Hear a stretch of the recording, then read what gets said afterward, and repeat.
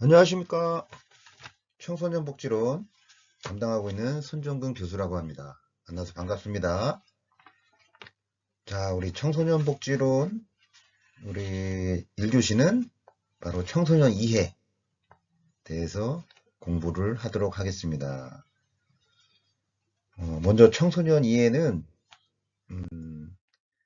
청소년의 정의, 그 다음에 청소년의 발달적 특성, 그 다음에 청소년에 대한 3대 접근 방식, 다음으로 현대사회의 청소년의 위치, 이렇게 4가지 섹션에 대해서 학습을 진행하도록 하겠습니다. 먼저 1교시 때는 청소년의 정의, 그 다음에 청소년의 발달적 특성까지 하고, 2교시 때는 이제 청소년에 대한 3대 접근 방식, 그 다음에 현대사회의 청소년의 위치, 이렇게 학습을 진행하도록 하겠습니다. 자, 먼저 청소년의 정의. 자, 청소년의 정의, 개념 정의부터 시작을 해야 되겠는데요. 이 청소년의 정의는 산업혁명과 의무교육의 등장으로부터 시작이 되었습니다. 그러니까 인간의 발달 단계에서 청소년을 고유한 발달 시기로 인식하게 하는데 결정적인 영향을 미쳤다. 이게 바로 산업혁명과 의무교육의 등장이겠죠. 그래서 이 청소년의 개념은 사회, 문화, 시대적 상황에 따라 상이하게 정의가 되고 있습니다. 그래서 일부 원시사회에서는 고유한 통과 의례를 거치면 성인으로 받아들였죠. 하지만 현대사회에서는 고등교육의 확대로 재학기간이 연장되고 또 직업훈련 기간 이런 것들이 늘어남에 따라서 청소년은 점차 길어지고 있다고 볼 수 있습니다. 자, 이상의 내용처럼 이제 청소년의 정의를 이제 내리고 있는데 사실 이 청소년이라는 것은요 사회적으로 만들어진 개념이에요. 그래서 뭐 사회학, 사회복지학, 뭐 심리학, 교육학, 뭐 문화인류학 등 이런 분야에서 부분적으로 다뤄져 왔었는데 특히 한국에서는 1960년대에서 70년대를 거치면서 청소년이라는 말이 널리 쓰이게 되었습니다. 그 이후에는 사회 문제로서의 청소년 문제가 부각되고 청소년 복지에 대한 관심이 증가하게 되었죠. 그리고 최근에는 청소년 연구가 굉장히 활성화되고 있고 이로 인해서 청소년 정책이라든지 청소년 활동이라든지 그 다음에 청소년 실천 현장이 점진적으로 발전하면서 이제는 하나의 독립된 학문으로서 청소년학에 대한 논의가 형성되기 시작했고요.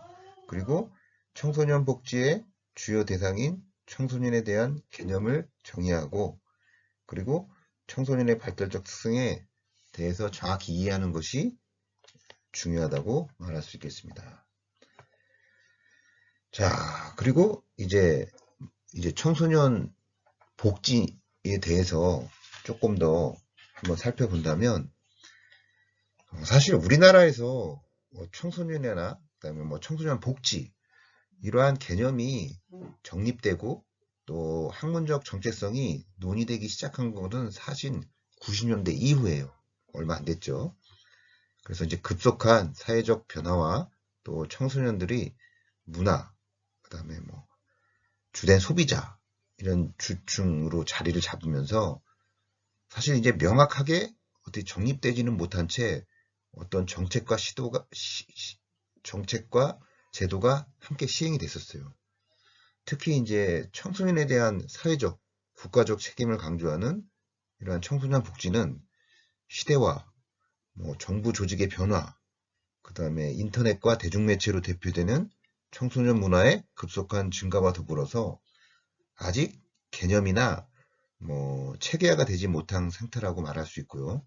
그래서 청소년의 뭐 학교사회복지의 법제화라든지 그 다음에 청소년의 인권 조례 제정이라든지 그 다음에 무상급식의 실현 그 다음에 뭐 적성에 따른 진로지도 체계화 등등 이런 교과의 편성이라든지 이런 입시제도 개선 이런 것들이 이루어지지 않은 상태에서 청소년 복지는 아직 초보적인 단계에 있다. 이렇게 말할 수 있습니다.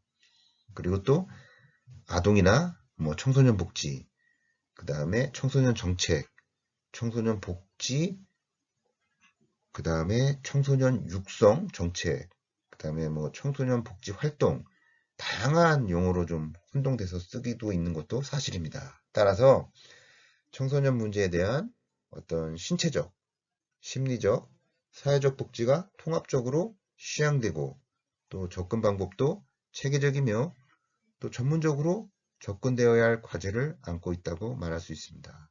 그래서 과학적이고 또 체계적인 전문적인 관점에서 청소년 복지는 바라봐야 된다.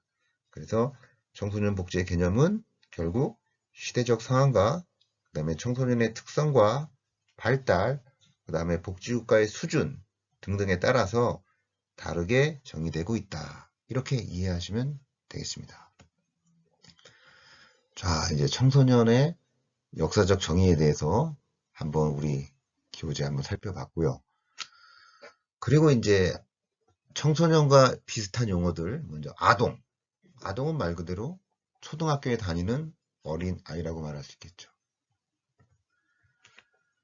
그 다음에 청소년, 그 전에 뭐 소년, 소녀 이런 말도 쓰겠죠. 이것은 아주 어리지도 않고 완전히 자라지도 않은 초등학교나 중학교 재학 연령을 소년, 소녀라고 말할 수 있습니다. 그 다음에 영어로 teen, 13세부터 19세까지에 속하는 집단이고, 그 다음에 뭐 우리 고전적으로 보면 동몽, 아해, 아동 이런 표현을 쓰고 있어요. 이것이 바로 소년이란 용어가 등장하기 전인 20세 미만의 연령층을 우리나라에서 또 동양에서 쓰고 있는 용어들이고요. 그 다음에 미성년자 이런 용어는 뭐 지능이나 신체가 완성이 성숙하지 않아 성인으로 인정받지 못하는 연령층 미성년자 법정 용어죠. 성춘기 아동 및 청소년, 청년을 얘기하고 사춘기 이는 청소년들이 신체적으로 성적 기관의 발달로 인해 출산이 가능한 기간, 그 다음 생식기관 및 성기 그리고 2차 성징의 발달 이런 걸 나타낼 땐 사춘기라고 말하고 있고요. 그 다음으로 보편적으로 젊은이는 누구겠어요? 젊은 세대, 청장년 이렇게 이제 어원적으로 보더라도 뭐 7, 8가지 다양하게 쓰이고 있는 게 우리의 현실입니다. 자, 그 다음에 이제 영어로 보면 먼저 어덜트하고 그 다음에 퍼스널리티는 심리, 생리, 발달로 쪽 접근을 바라볼 수 있는 거고 그 다음에 영스하고 티네이저는 이제 사회문화적 접근이다. 이렇게 보시면 되겠습니다. 자, 그래서 먼저 이 영어로 T는 그죠? 연령층에서 이제 13세부터 19까지 13세부터 19세까지가 이제 속하는 집단을 영어로 말하는 거고 뭐 우리나라에서도 20세기 초에 소년이라는 영화가 등장했었죠. 그때는 뭐 어른도 아니고 아동도 아니고 애매한 개념. 그 다음에 이제 또 이 청소년이라는 뜻의 이 어덜트라는 뜻은요. 그 청소년기에 있는 연령층의 집단을 의미하는 것인데 이것을 처음으로 어덜트라고 얘기한 학자가 미국의 심리학자 스탠리 홀이라는 학자입니다. 1904년에 발간한 저서인 청소년 기를 통해서 이제 어덜트라는 개념이 알려지게 됐죠. 뭐 그 어원을 보면 라틴어인데 뭐 성장하다, 성숙하다 이런 의미로 말할 수 있습니다. 그리고 영스는 뭐 후기 산업사회가 시민들에게 높은 수준의 교육적 성취를 요구함으로써 창출된 새로운 인생 주기. 그래서 뭐 청소년들의 자율성, 책임성, 권리 옹호, 참여, 시민성 강조, 성인으로서의 전이 과정, 그 다음에 사회적 관계망, 또래 그룹과의 문화, 양상에 근거한 시기적 특성을 상징하는 개념이 영수고, 티네이저는 이제 50대 소득 증가와 또 책임 감소에 따른 다양한 소비 형태를 중심으로 지칭되는 용어가 티네이저죠. 그래서 10대들의 소비 성향 패턴, 음악, 영화, 대중문화 양상, 라이프 스타일 함축하여 상징하는 호칭이 티네이저다. 이렇게 보시면 되겠고요. 그리고 이제 동양에서는 청소년이라는 단어는 등장하지는 않았어요.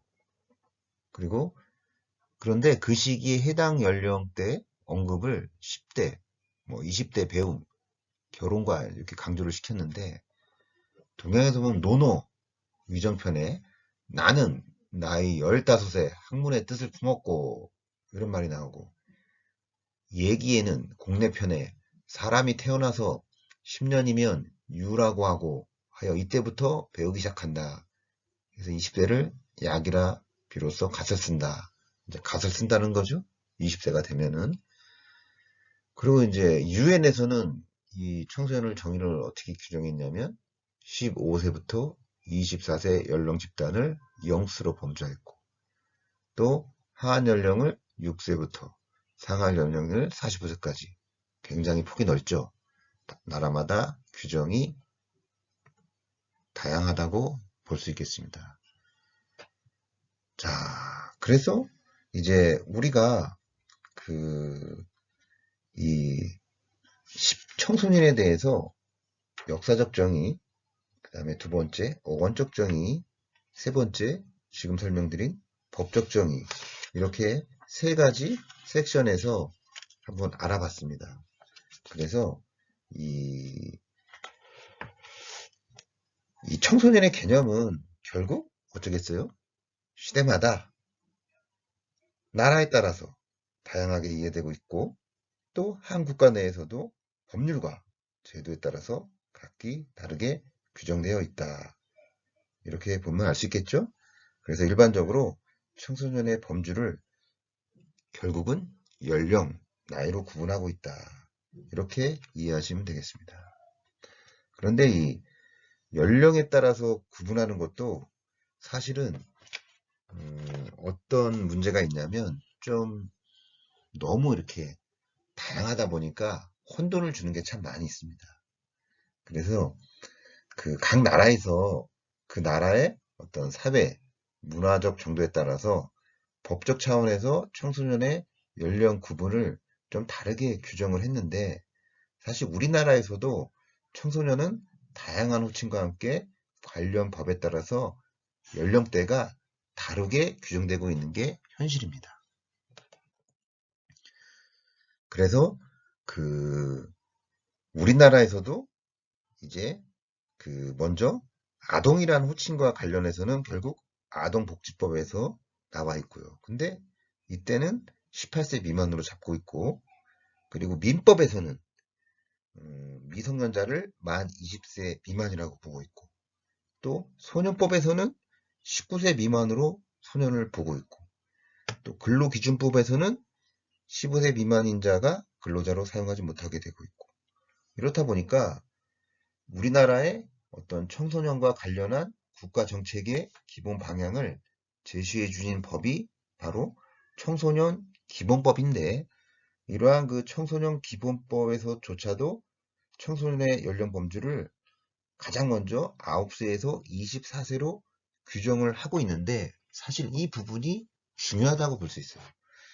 아동복지법, 민법, 근로기준법, 여러 법들이 있지만 사실은 청소년을 이해할 때 가장 기본이 되는 법은 청소년 기본법입니다. 그래서 이 청소년 기본법에서 제정한 나이가 바로 9세부터 24세까지 규정하고 있다. 그래서 이 청소년 기본법은요, 1991년도에 제정이 됐습니다.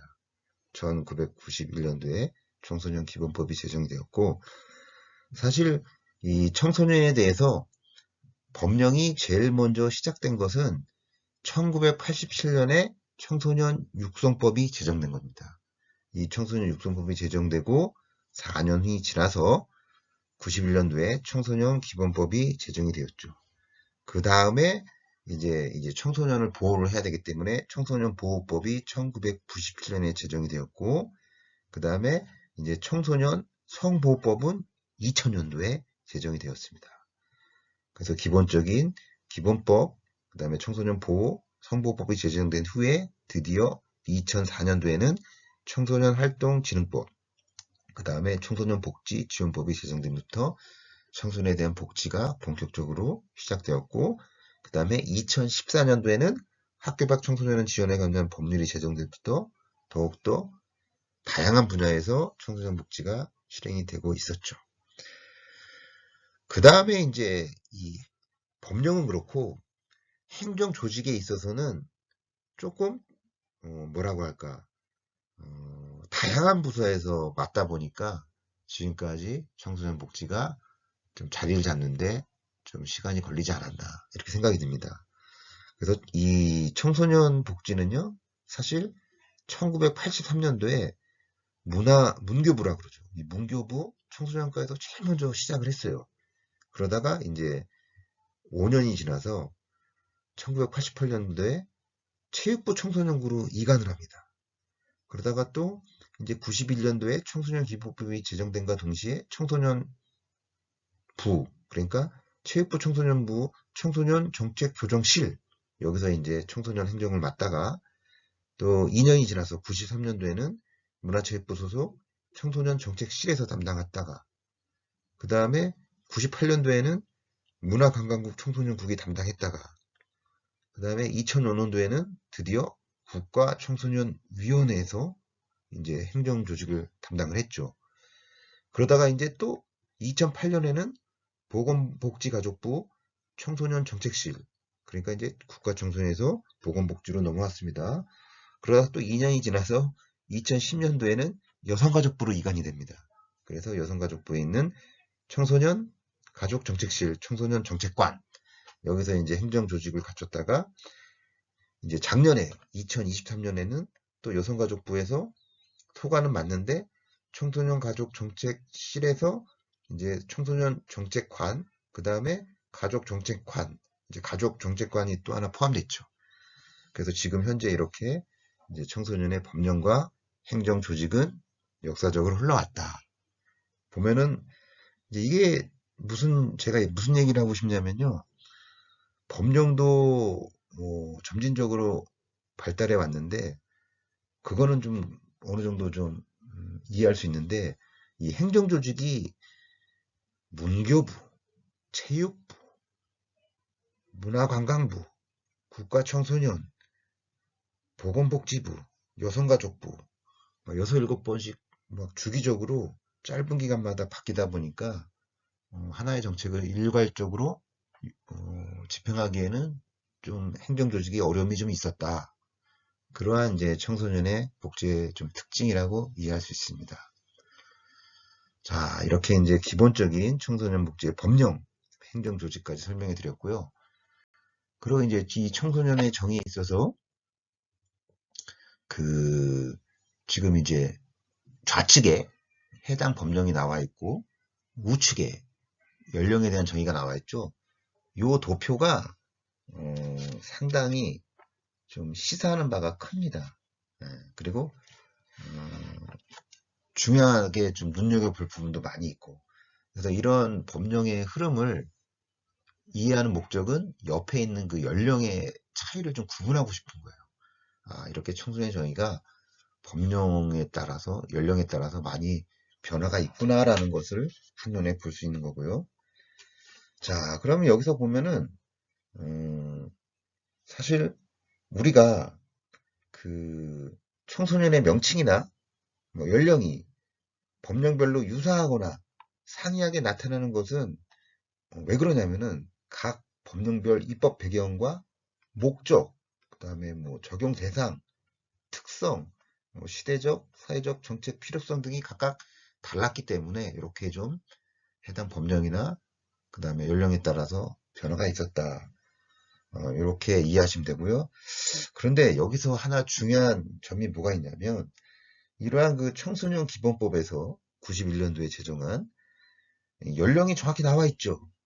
9세부터 24세까지 이렇게 나와 있는데 이러한 연령 규정에도 불구하고 그동안 우리나라의 청소년 정책은 주로 18세 이하의 중고등학생 중심으로 하는 정책과 실천 연구를 지속적으로 해왔다는 거예요. 누구 중심으로? 18세 이하의 중고등학생. 그리고 그러다 보니까 어때요? 상대적으로 19세 이상에서 24세 이르는 후기 청소년기라고 하죠. 후기 청소년들. 이 나이에 해당되는 관심에서는 배제되었다. 이게 이제 큰 중요한 시사점입니다. 그래서 최근에는 이제 이 19세 이상에서 24세 이르는 연령층, 즉 후기 청소년에 대한 연구가 끊임없이 연구되고 있고 지속적으로 논의되고 있는 중요한 핵심 포인트죠. 자, 그래서 이러한 청소년 정책과 관련해서는 결국 2010년을 전후해서 18세 이상의 연령 범주에 해당하는 청소년들을 중심으로 후기 청소년 용어가 이제 사용하기 시작됐다는 거죠. 언제부터? 2010년 전후해서 이제 18세 이상의 연령이 해당하는 청소년을 후기 청소년이다. 이렇게 이제 용어를 쓰게 됐습니다. 자, 이 표에서 청소년 기본법이 제일 먼저 나왔죠. 청소년 기본법. 청소년 기본법이 가장 중요하죠. 이 표에는 연도가 기록은 안 돼 있네요. 청소년 기본법은 1991년 제정이 됐고요. 이때 명칭은 청소년. 9세에서 24세. 그 다음에 우리의 관심사는 다 청소년이죠. 그 다음에 청소년 활동진흥법. 청소년 활동진흥법은 2004년입니다. 이때도 명칭을 청소년을 했죠. 그래서 이때도 청소년 기본법에 똑같이 따라왔기 때문에 9세에서 24세 이하. 그 다음에 청소년 복지 지원법까지는 같이 이제 이 청소년 기본법을 잘 따라왔습니다. 그래서 청소년의 연령도 또 동일하고. 그리고 이제 청소년 보험법은 청소년까지 명칭을 썼는데 이제 문제는 19세 미만까지 끊었기 때문에 이 후기 청소년 24세까지가 이제 연결이 안 되죠. 그리고 이제 아동복지법은 아동이란 말을 썼고 18세 미만.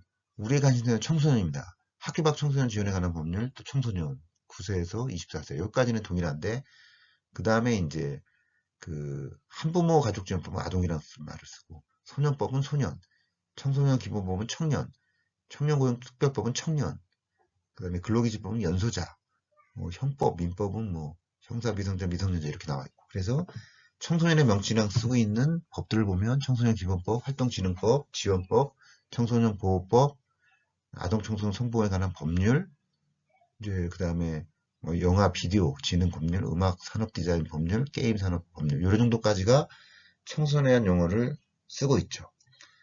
자 보시면 청소년, 뭐 아동, 청년, 연소자, 미성년자 이 명칭도 다양하고 법령도 다양하고 연령도 굉장히 다양하기 때문에 좀 혼란스러울 수 있지만 중요한 거는 이제 청소년 복지니까 청소년 기본법 91년, 청소년활동진흥법, 청소년 복지지원법, 그 다음에 이제 학교 밖 청소년 지원에 관한 법률, 아동 청소년 성보호에 관한 법률 이런 것들이 이제 중요한 청소년에 해당되는 법률이겠죠. 그 다음으로 이제 이 청소년의 정의를 내릴 때 이제 방금 말씀드렸던 후기 청소년, 이 후기 청소년이 뜨거운 감자인데 이제 어덜트라는 학자가 어네트죠, 어네트. 2004년에 2007년에 두 번 이걸 용어를 성인 진입기라고 용어를 씁니다. 성인 진입기, 그죠? 뭐 어네트, 아네트 이런데 뭐 아네트란 말을 더 많이 부르는 것 같습니다. 아네트. 자, 이 성인 진입기가 뭐냐? 산업화된 사회에서 18세에서 25세 연령대가 겪는 독특한 경험과 문화적 특성을 강조했다. 그러니까 이제 18세 이후부터 25세까지는 산업사회에서 독특한 경험과 문화적 특성을 강조했는데 오늘날 청소년은 대부분 결국 후기 청소년을 경험한 후에 성인기로 접어든다. 이렇게 이제 정리한 학자가 아네트 성인 진입기 그리고 청소년화 경향. 이건 뭐냐면 청소년기의 특징이 나타나기 시작하는 연령대는 앞당겨지지만 취업이나 결혼, 출산 등의 성인기 과업을 성취하는 연령대는 점차 높아지고 있죠. 그래서 교육기간이 연장되고 직업이 획득하고 결혼이 20대 중반 이후 연령대로 지연이 됨으로써 이제 자립 연령이 20대 후반에서 30대 초로 옮겨졌다. 이게 바로 후기 청소년의 연령적의 이해라 볼 수 있습니다. 그리고 이제 이 청소년의 두 번째 섹션입니다. 2번. 청소년의 발달적 특성.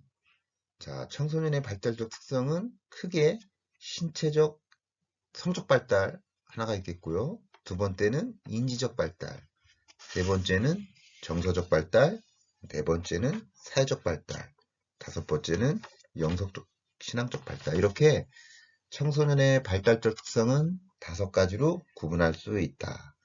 그래서 제일 먼저 신체적, 성적 발달은 첫 번째, 사춘기를 거치며 신체적으로 두 번째 성장 급등을 경험하고 신장과 체중의 급격한 변화, 생식기관의 성숙, 성적 상징의 발달, 그리고 신체적, 성적 발달이 청소년에 미치는 영향으로는 자신이 신체에 대한 관심을 가지게 되고 비교에 의해 열등감을 가질 수 있고 성적 욕구의 발달로 죄의식과 충동 조절의 문제들이 초래하기도 한다. 이게 신체적, 성적 발달에 대한 기본적인 내용인데 사실 이런 신체적, 성적 발달은 청소년에게 어떤 영향을 미치냐면 자신의 신체의 변화를 자각을 하게 됩니다. 그렇다 보니까 자신의 신체에 관심이 많게 되고 또 자신의 신체 변화와 친구들의 변화들을 비교를 해. 그러다 보니까 신체적 열등감도 가질 수 있겠죠. 그리고 성적 호르몬이 분비되는 성적 욕구가 발달이 동반되기 때문에 이걸로 인해서 죄의식이나 충동적 문제가 초래한다. 이런 말입니다. 자, 두 번째 인지적 발달은 질적, 양적, 사회인적 발달을 이루게 되는 거고 인지적 발달은 자아정체감을 형성하고 자기중심성 형성, 도덕성, 그다음에 사회적 성장에 영향을 미친다. 자, 이 인지적 발달은 결국은 핵심이 자아정체성이죠.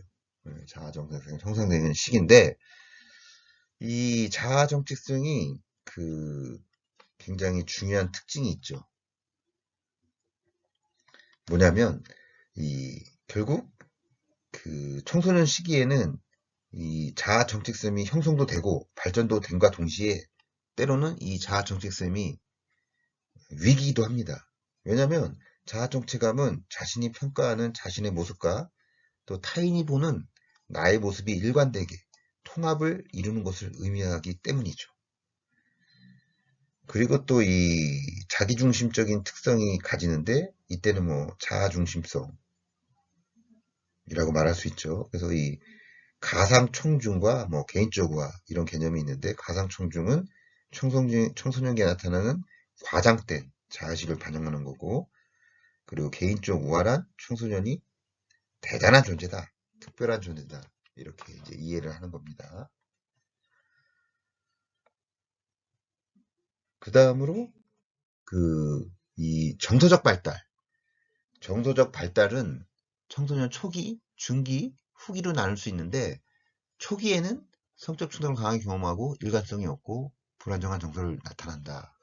청소년 중기에는 자아의식이 높고 기성세대와 사회에 대한 비판이 있고 청소년 후기에는 사회적으로 안정적인 방향으로 정서 경험을 한다. 이게 정서적 발달의 기본적인 특징인데 결국 기성세대라든지 사회구조, 뭐 사회의 도덕과 법률에 대해서 의혹을 품고 자기 나름대로의 독특한 구조와 노지를 갖고 비판을 하게 되는 게 이 정서적 발달의 시기라고 말할 수 있습니다. 사회적 발달은 친구 간의 우정에 대한 강한 의무감, 또래 집단에 대한 동조성, 뭐 집단의 수용과 안정성을 얻으려고 하는 거, 또 친구에 대한 욕구. 이 사회적 발달은 결국 친밀감하고 대인관계의 욕구를 갖는데 이러한 친밀감의 욕구는 특히 청소년기에 가장 강하죠.